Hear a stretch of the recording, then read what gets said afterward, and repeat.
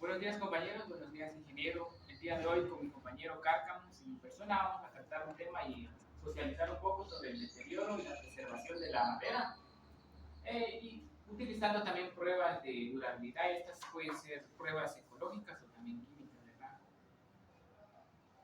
Primero, quiero mencionar que la madera es el producto que nosotros buscamos al talar un árbol.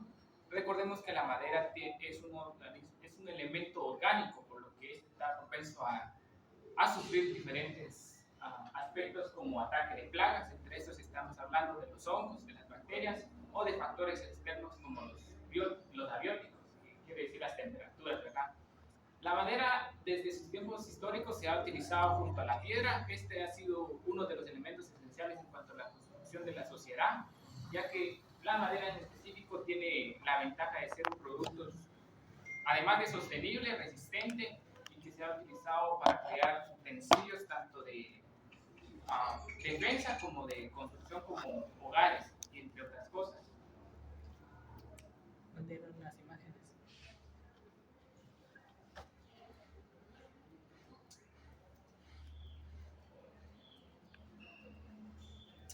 Bien, la madera, en sí nosotros extraemos la madera del árbol. El árbol está constituido especialmente donde se extrae la madera, el tronco. El tronco tiene cinco partes fundamentales, los cuales es importante conocerlos, ya que de estos, las plagas atacan específicamente ciertos tipos de partes del tronco. Las 5 partes del tronco son, empezando de lo exterior a lo interior, estamos hablando de la corteza, cambium, el albura, duramen y la médula. Estas 5 partes tienen diferentes tipos de estructuras, unas entre más blandas, otras entre más resistentes y duras, ¿verdad? Nosotros extraemos la madera de los bosques o de un lugar artificial de siembra de árboles. Cuando nosotros vamos a extraer la madera utilizamos usualmente dos métodos, el método de tala de raza y el método de tala selectivo. El método de tala de raza significa que vamos a extraer completamente todos los árboles de un área específica, en el cual vamos a hacer aprovecho de todos los materiales que vamos a extraer del área. Estos materiales, después de extraer los árboles, el material, la madera, etc., el área puede ser utilizado como un área agrícola. Hoy podemos reforestar nuevamente y crear un monocultivo artificial, que sería que ya no sería un bosque natural, sino sería un área artificial. Y así tomamos la iniciativa de realizar la tala selectiva. Aquí lo que tenemos que tomar en cuenta es los aspectos del mercado. ¿Qué quiere decir esto? Que tenemos que tomar los aspectos de calidad en el árbol al momento de extraerlos. Un árbol tiene que contar con los criterios adecuados a solicitud del consumidor, que en este caso es el mercado. No necesariamente necesitamos extraer toda la madera o todos los árboles del área forestal, sino que únicamente los que presenten el vigor híbrido, que en este caso estamos hablando de un árbol en condiciones adecuadas, en consideración a la madera, ¿verdad? Que es el producto principal que nosotros estamos extrayendo de los bosques. Como les estaba mencionando, la madera cuenta con 5 partes. Cada parte tiene diferentes funciones. Empecemos de lo exterior, que es la corteza. Este está compuesto por células muertas. La función de la corteza básicamente es la protección del árbol, ¿verdad? La corteza tiene la función de protección contra las plagas, por ejemplo los barrenadores o también las plagas como hongos. Esta es una protección externa que protege las células vivas que se encuentran dentro de la corteza del árbol. Seguidamente está el cambium. Si vamos a observar acá una imagen más macroscópica, aquí tenemos la corteza en la parte exterior y la corteza interna, y finalmente tenemos entre el cambium. El cambium lo que es una capa de células vivas, y que el cambium tiene la función de crear nuevas células, y por eso es el crecimiento de los árboles, ya gracias al cambio de que estas crean nuevas células, lo que le da mayor grosor y tamaño a los árboles. Seguidamente tenemos la albura. La albura es una parte blanda, una parte de tejido joven, donde tenemos principalmente el transporte de nutrientes y el del agua. ¿Qué quiere decir? Que tenemos aquí en especial inicial, el xilema y el floema. Esta parte es fundamental en el árbol ya que moviliza los fotoasimilados y los nutrientes del suelo a todas las dimensiones del árbol. Más adelante les estaré hablando sobre el deterioro y por qué es importante conocer las diferentes partes del árbol, del tronco específicamente, ya que las plagas atacan específicamente y las funciones específicas de las cuales se aprovechan cada parte del tronco. Recordemos que al momento de nosotros extraer la madera del tronco, estamos extrayendo casi que la mayoría, menos la corteza. En otras ocasiones se extrae la corteza, pero ella es una madera de no calidad. Pero si estamos hablando de una madera de calidad, ahí es donde entra específicamente el duramen, entra la albura y la médula. Esa es una madera de calidad. Pero si vamos a utilizar una madera que no es de calidad, ahí le agregamos partes de la corteza. Y la corteza, en el peso total de la madera o del tronco, la corteza representa un 10 a un 15%. Regresando a la albura, como les estaba mencionando, es un tejido joven, a comparación del duramen. El duramen es una concentración de fotoasimilados. En este caso estamos hablando de los nutrientes que moviliza el árbol. Asimismo, el duramen es la parte vieja, podríamos decirlo, de la albura. Es después de que la albura envejece, pasa a ser duramen. Y cuando nosotros tenemos un corte del tronco, podemos identificar la albura con el duramen en base a los colores, porque el duramen se representa con una tonalidad más fuerte, color marrón, y la albura es una tonalidad más clara, como la que podemos observar en esta ilustración. Adentro del duramen encontramos lo que es la médula. La médula es la parte central del tronco. Tiene una tonalidad más fuerte de coloración con el duramen y es muy fácil de diferenciarlos entre ambos. Recordemos que hay diferentes tipos de árboles. Específicamente estamos hablando en un bosque natural. Podemos encontrar los árboles de conífera y los árboles latifoliados. De estos dos tipos de árboles se extraen diferentes tipos de material maderable. Específicamente hay características deseables en cuanto a uno y al otro. Si estamos hablando, por ejemplo, de crear muebles o alguna escultura, se trabaja más con los latifoliados. Y si estamos hablando, por ejemplo, de construcción o de un área donde necesitamos algo de resistencia, estamos hablando de las maderas de coníferas.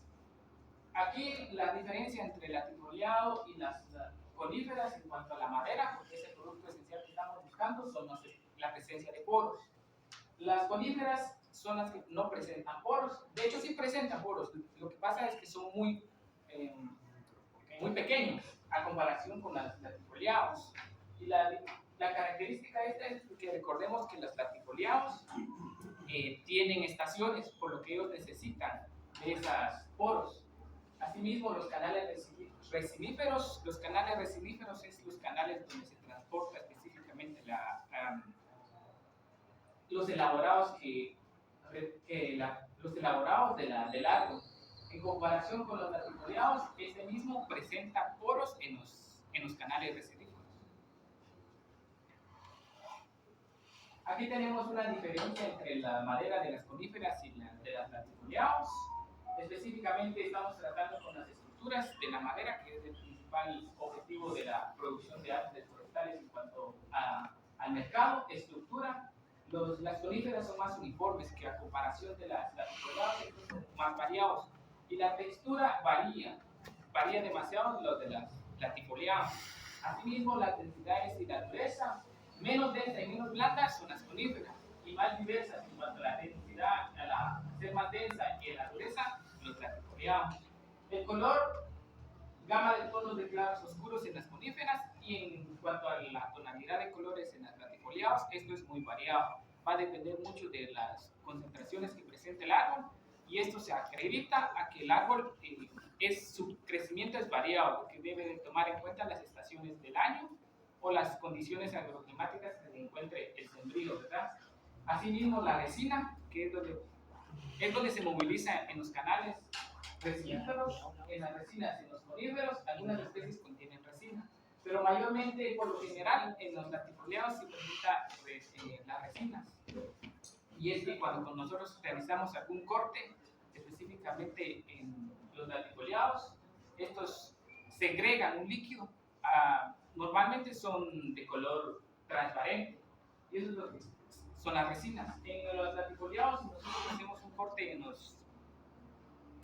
las coníferas, por ejemplo, en estos, los pinos. Estos tienen una coloración de color amarillo. Asimismo, los usos comunes, como anteriormente les estaba mencionando, las coníferas es construcciones, muebles, revestimiento o papel. Pero ya cuando estamos hablando de latifoliados, estamos hablando de muebles de alta calidad, con mayor resistencia, instrumentos y tallados. Hablemos más acerca sobre el deterioro de la madera. Uno de los principales factores en cuanto al deterioro de la madera que se presenta tanto en un árbol en pie y en un árbol cosechado es la presencia de agua. Y es que la presencia de agua acredita humedad y como sabemos nosotros, la humedad promueve la presencia de los patógenos, como en este caso estamos hablando específicamente de los hongos. Hay tres tipos de agua en la madera específicamente, ya que cuando se moviliza la madera en las industrias, para evitar pérdidas y la presencia de hongos es que ellos lo someten a un secado. Está el agua libre. Esta se encuentra en las cavidades de las células. Esta sí puede ser extraída por una metodología de secado. También está el agua de saturación. Esta agua se encuentra en las paredes de la célula y también puede ser extraído mediante un proceso de secación. Obviamente todo esto tiene altos costos y normalmente se realiza en las industrias. Y finalmente tenemos el agua de constitución, que sí está muy aferrado a las células del material de la madera, por lo que la extracción específicamente de este agua es casi imposible, por lo que si uno desea extraer el agua de tendría que básicamente hacer un método destructivo. Se tendría que destruir completamente el material de la madera, por lo que normalmente una madera comercializada siempre contiene el agua de constitución, más sin embargo no las aguas el agua libre y la agua de saturación. Cuando nosotros estamos realmente interesados en cuanto a disminuir la humedad en la madera, es que nosotros realizamos algunas operaciones en cuanto a calcular el peso final de la madera. Este consiste en pesar la madera al inicio, cuando estamos extrayéndolo del área de extracción, ¿verdad? Hacemos el peso y después lo sometemos al secado y le volvemos a hacer el peso final. Después ingresamos los datos en esta operación, donde vamos a determinar la humedad de la madera expresada como un porcentaje de su peso anhidro. Anhidro significa que no tiene agua. Entonces este sería el peso inicial menos el peso final, dividido el peso final por el 100 para expresarlo en porcentajes. Esta sería la operación, la fórmula que se utilizaría para determinar el peso final sin agua, sin humedad en la madera. Y normalmente se recomienda hacerlos en las industrias. Pero si ya estamos hablando de un agricultor que posee sus propios árboles forestales y que quiere extraer la madera, esto es lo que ellos no utilizan esta fórmula, esta metodología, sino que ellos únicamente lo ponen a secar a temperaturas ambientes, ¿verdad? Al sol o a temperaturas ambientes, pero no le dejan como que una estructura modificada en la cual evite la presencia tanto de agua como de luz. Otro de los factores, aquí estamos terminando sobre los factores abióticos, pero están la presencia de los factores bióticos, que es otro de los factores que influyen mucho en el deterioro de la madera, como lo podemos ilustrar en esta imagen. Aquí específicamente estamos hablando de todos esos factores como hongos, bacterias, insectos, que utilizan la madera porque la madera, como anteriormente les mencioné, es un elemento orgánico, por lo que constituye un alimento para plagas, de interés para plagas, específicamente de los insectos y de los hongos. Las bacterias, no hay demasiadas bacterias como de plagas y como de hongos y de insectos que ataquen demasiado a la madera. Más sin embargo, la madera por sí mismo, o el árbol por sí mismo, puede crear sus propias sustancias como la resina o algunos aceites para evitar de cierto modo mayor daños a la presencia de algún patógeno. Específicamente el hongo necesita humedad, oxígeno, pH y obviamente alimento, el alimento que es el constituyente de la madera, para poder propagarse y poder vivir sobre la madera. Si estamos hablando en cuanto a humedad, esta tiene que ser alta, y oxígeno, y el pH varía entre 4 a 7%, o sea que tiene que ser un poco ácida para la presencia de los hongos. Aquí les ilustro una imagen de cómo es que el hongo puede permanecer en el árbol. Y obviamente aquí le está reduciendo su constitución de formación y fotoasimilados del árbol. Por lo tanto, daña la calidad de la madera final. Asimismo, aquí les presento otra ilustración, donde recordemos que la madera en sí, el árbol, tiene contenido de lignina y celulosa. Aquí los hongos, eso es lo que buscan, la lignina y la celulosa. La podrición blanda se presenta en las coníferas, y lo que busca el hongo específicamente en este tipo de especies de árbol es la lignina. Y la pudrición marrón se presenta en los latifoliados, y lo que busca específicamente aquí el hongo es la celulosa. Y los resultados en la presencia del hongo son los que se ilustran en esta imagen. Luego pasamos a los insectos, que es uno de los factores más fundamentales en cuanto al control para determinar la calidad de la madera. Obviamente una madera de mayor calidad es la que no tiene presencia de insectos. De hecho, uno de los insectos más devastadores en cuanto a la madera, si estamos hablando de un árbol en pie, es el barrenador. Si ustedes han sido muy curiosos, se han dado cuenta de que las personas no recomiendan sembrar algún encino cerca de los hogares. ¿Ustedes saben cuál es el motivo de eso? No.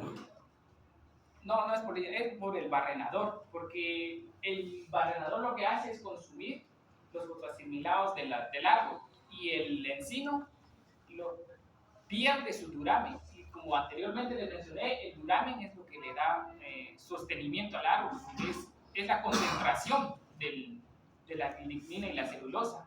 Es el área más dura y parte casi muerto, exactamente. Entonces, si el barrenador se consume el duramen, lo que está provocando ahí es que el árbol se está huecando por dentro, pero sin embargo el árbol sigue de pie. Pero lo que sucede es que pierde el duramen y únicamente queda la albura. Y si ustedes se recuerdan, la albura que les mencioné es la constitución de células jóvenes y de la madera blanda, por lo que algún viento, exactamente, algún viento bota el árbol. Y por eso es que al momento de caer, ustedes pueden observar dentro del tronco del encino presencia de insectos como nidos de abejas o de algunas avispas. Específicamente hay ciertos tipos de insectos en cuanto al ataque del árbol. Estos son 5, los anóbidos, los dictidos, los escolíticos, los ceramicidos y las termites. Los más comunes ustedes pueden conocer son las termites. Los últimos 3, que son escolíticos, ceramicidos y los termites, estos no atacan específicamente, estos atacan a cualquier tipo de madera. Más sin embargo, el anabicida, este sí ataca principalmente a las coníferas. Y los dictidos, estos atacan específicamente a las latifoliados. Y finalmente tenemos los daños de los agentes biológicos, los no biológicos. Aquí tenemos la temperatura, ¿verdad? La radiación o algún daño mecánico que se ocasiona al momento de la extracción de la madera en las áreas de cultivo. Por ejemplo, el fuego.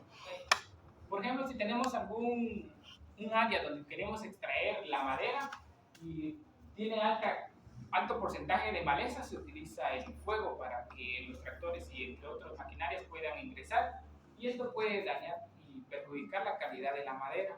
Asimismo, tenemos los daños mecánicos como la corta o el transporte que se realiza de la extracción de la madera, y también las temporizaciones. Al someterlos a la extracción de la humedad total de la madera, ahí se pueden ocasionar daños al no calibrar bien los equipos de secado. Finalmente tenemos las cargas excesivas, como en los camiones al momento de transportar se transportan grandes cantidades para reducir costos en cuanto al combustible y entre transporte entre otros. Aquí les estoy, en esta imagen se puede observar claramente un corte donde se puede observar la corteza. Ahí no se logra apreciar exactamente el cambio, pero sí se puede observar lo que es la altura, el duramen y la parte central, que es de un color más intenso, que es la médula. Ahí el duramen sería la que le sigue a la médula, de un color anaranjado, y la parte que es un color así como café claro, ese sería la altura. Ese presenta un color claro porque recordemos que son células vivas. No, es madera blanda. Y la que contiene las células muertas, esa es la que es la corteza, por eso se encuentra en una tonalidad más oscura.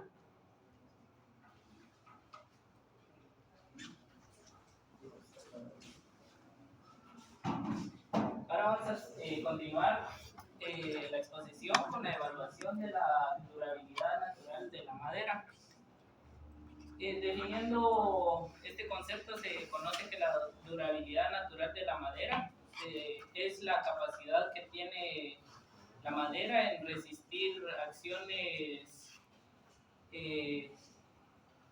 como las condiciones ambientales, los ataques de organismos biológicos y otros que le causan daño, y esto ocasiona el deterioramiento en la consistencia de la madera.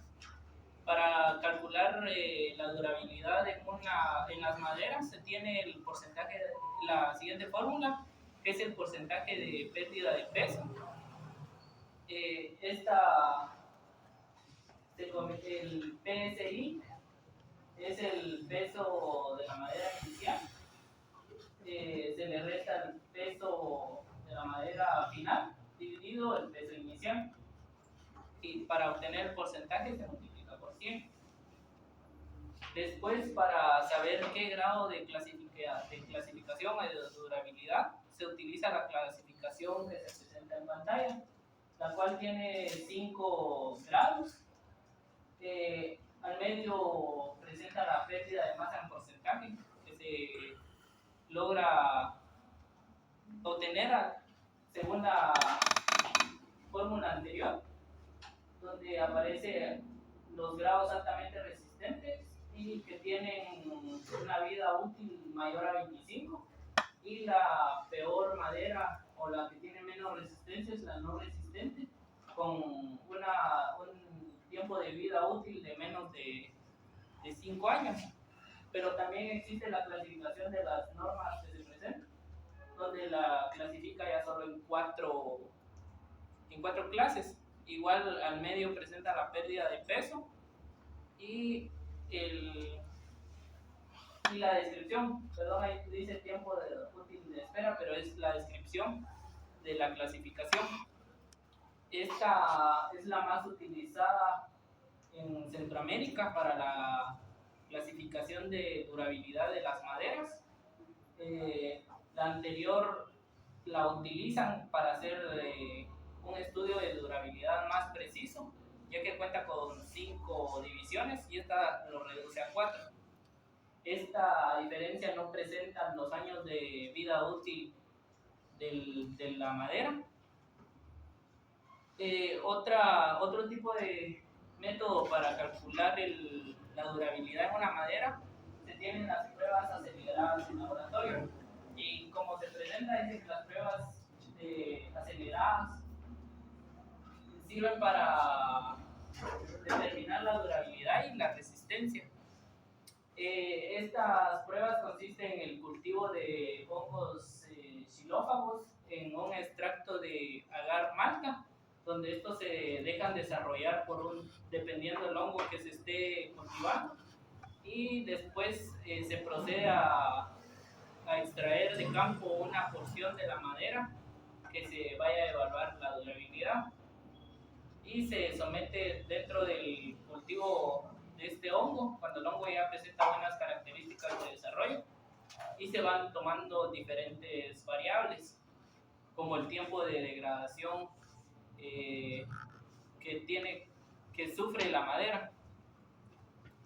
Los requisitos para realizar la prueba es controlar estrictamente la tecnología y los procedimientos que se llevarán a cabo en el laboratorio, como también establecer la higiene dentro o durante el procedimiento, ya que a veces la madera puede llevar algún patógeno exterior y esto puede entorpecer durante la prueba. También las variables más importantes involucradas en el proceso de control describe que son la temperatura, la humedad relativa y la ventilación. Esto para controlar tanto el desarrollo y avance del hongo que se está utilizando. Y el objetivo de la investigación se simplifica que el material debe ser pequeño, la porción a evaluar debe ser pequeña para que logre entrar en el medio de cultivo. También en pequeñas cantidades, en tubos de ensayo y con cepas de hongos. Ahora tenemos lo que es el desarrollo de preservantes ecológicos. Estos preservantes ecológicos se han desarrollado para alargar la vida o la durabilidad de una madera o de las maderas. Se han clasificado en 3 categorías, las cuales son agentes antifúngicos derivados de plantas, los derivados de animales y los sintéticos. Comenzando con los derivados de plantas, son los cuales se extraen de organismos vegetales. En estos podemos tener los aceites esenciales, los taminos, los extractos de plantas, compuestos fenólicos, alcaloides, extractos de propelo y aceites vegetales, y también las resinas, los cuales se aplican encima de la madera para que ésta logre conservar sus propiedades. También se tienen los agentes antifúngicos de los derivados de animales, al igual que los derivados de plantas son extraídos de organismos. Esto es nuevamente para alargar la vida de la madera. Entre estos, el más importante y el más utilizado es la cera de abeja, la cual la combinan con algún derivado de planta para que sea más efectiva la preservación de la madera. Y por último tenemos los agentes antifúngicos, los sintéticos, los cuales ya son creados a nivel de laboratorio, y podemos encontrar los silicios, los líquidos isónicos, las macropartículas y micropartículas, las cuales igual son aplicadas a la madera directamente después de cierto proceso que se debe de llevar para que la aplicación sea de una buena manera y que el preservante logre su función, que es conservar la madera con sus características deseables. Ahora, la conservación y restauración de la madera en patrimonio cultural. Se conoce que las maderas que están dentro del patrimonio cultural de Centroamérica está el abedul, el encino. Si no mal recuerdo, esas son las 2 más reconocidas. Y esta conservación y restauración se desarrolla durante 4 pasos, donde se comienza con el diagnóstico. En esta fase se estudian los daños o el estado actual de las maderas de estas especies importantes declaradas patrimonio. Seguidamente se establecen tratamientos los cuales se utilizan para preservar la madera. También se han realizado estudios para determinar cuál tratamiento es mejor para cierta especie, ya que hay algunas especies que responden negativamente a los tratamientos que se les aplica. La prevención es la aplicación de técnicas igualmente de algún preservante, el cual se le aplica con anticipación para que no entre algún agente fitopatógeno a destruir la madera. Y por último se tiene la investigación, la cual es la más larga y extensa, ya que como había mencionado en los tratamientos, como que va actualizando los preservantes que se utilizan, ya que la madera ya que las especies no responden igual a los preservantes. Y por último, el futuro de la preservación de la madera. Y se tiene el proceso de innovación de tecnología, donde se está haciendo investigaciones para lograr el desarrollo de nuevos métodos de conservación más eficaces en menos tiempo y de buen resultado para la conservación de maderas. También los materiales ecológicos, los cuales son utilizados, el desarrollo de materiales ecológicos para la preservación de las maderas. Está también el de reciclaje y reutilización, ya que están investigando cómo realizar esta parte para no estar afectando más el medio ambiente. Y por último, la certificación y manejo forestal, que esa es la más importante, ya que a veces no se le da la certificación a las maderas y se cosechan sin ningún tipo de manejo. Y pues eso busca el futuro de la conservación, llegar a que todas las maderas sean certificadas y que anticipadamente se le dé un buen manejo forestal.